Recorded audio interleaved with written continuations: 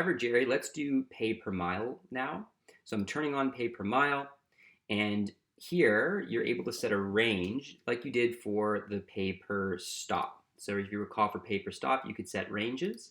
So for pay per mile, you can do the same thing. So let's say, for example, between 0 and 1,000 miles, I want the driver's pay to be $1.25. And between 1,001 miles and 2,000 miles, I want the pay to be $1.50. So the idea is that you can set as many ranges as you want.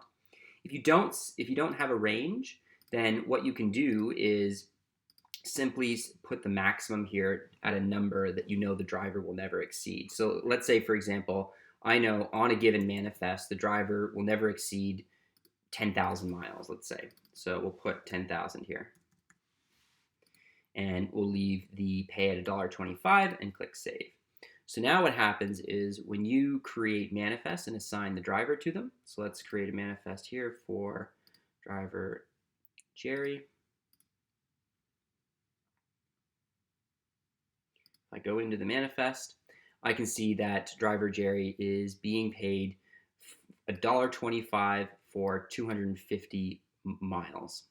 So the pay is $313.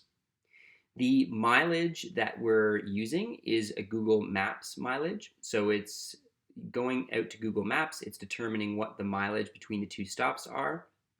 In this case, about 251. And that's the number that we're using to calculate the driver's pay. It will update with every order you add. So for example, I'm going to take this order and I'm going to add it to that same manifest. So we're going to add another order to driver Jerry's manifest, and you can see there's 4 stops now. Mileage has increased to 789 miles, and the pay has adjusted accordingly.